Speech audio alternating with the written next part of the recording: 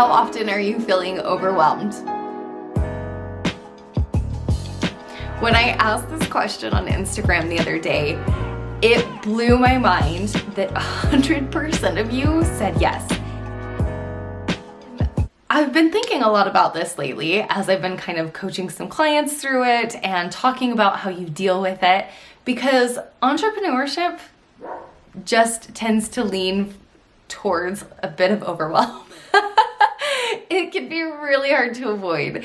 And to be honest, I have not mastered this, but I've definitely figured out some tools to help manage it.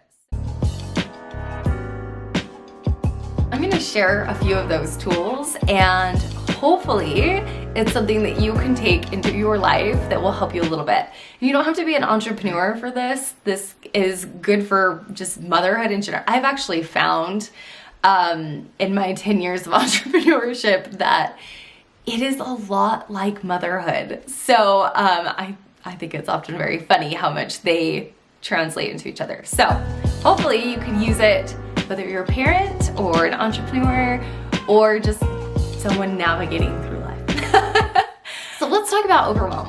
Where does it come from? Why do we constantly feel this way?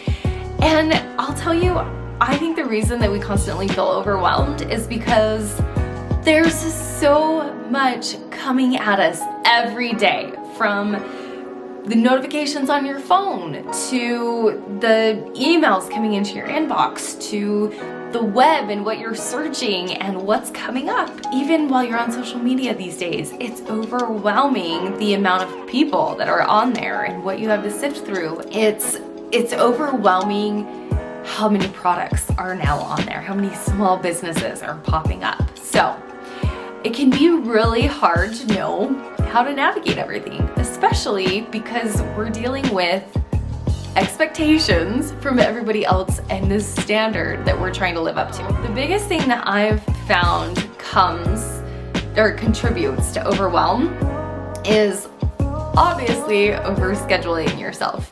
I will be 100% honest, haven't totally mastered this. I still find myself in states of overscheduling and overpromising, and it comes from a place of good intention, but let me tell you, it leaves me feeling burnt out, exhausted, and not delivering the best version of myself to my clients, to my family, and all of the above. So let's talk about how I deal with that.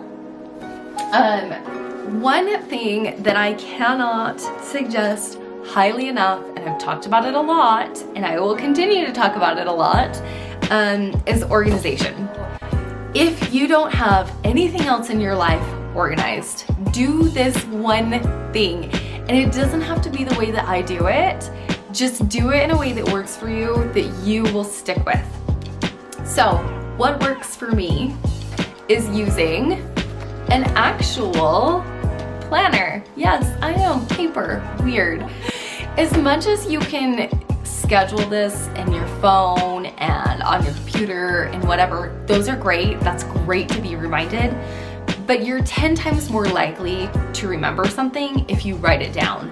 And you're 10 times more likely to actually absorb that. So that's why I write it down. For me, it's something tangible.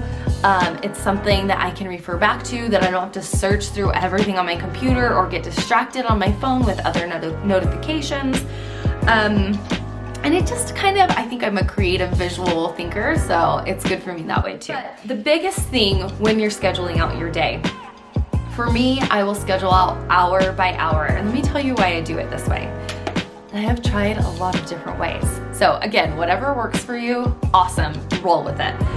But scheduling hour by hour for me helps me to see, okay, where am I spending the most of my time? Am I actually leaving time to take care of myself? Am I doing things like meditation, eating, showering? I know it sounds crazy, but when you feel overwhelmed and you're saying yes to so many things, you only have, every single person in the world has the exact same amount of time within their day, right? We're all operating off of the same clock. So we have to be realistic about where we're spending those hours. That is the most valuable commodity that you have.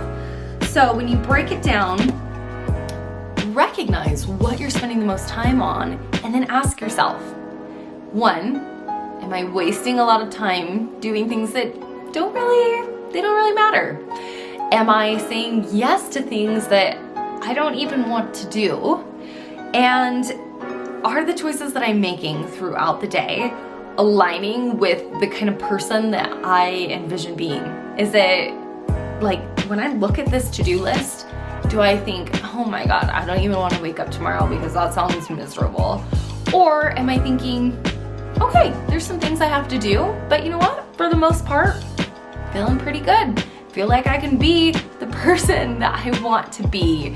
The other thing about that is, if you're like me and you have a lot of other schedules to maintain, which I feel like, I don't mean to be sexist here, but I feel like it's a very female thing to take into consideration what everyone's schedules are. Like, we just naturally kind of gravitate towards organizing around everybody else, right? So this is another great way for me to make sure I'm prioritizing my own health, my own hygiene, because I kid you not, I get to a point where I'm doing so many things that I will forget to shower.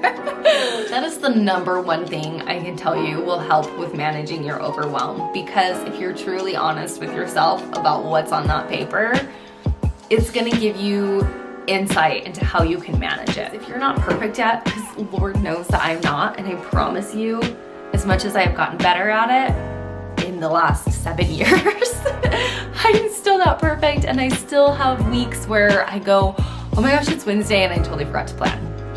And you know, what I do in those times is, instead of feeling like, oh my gosh, I'm just gonna give up because I can't do this, obviously, go back, fill in the days, and see what you spent your time on. That will be more eye-opening to you, because it will show you how much less you got done because you didn't plan your day, and how much time you wasted doing silly little things or trying to figure out what to do next. So get behind this. I promise it will change your life.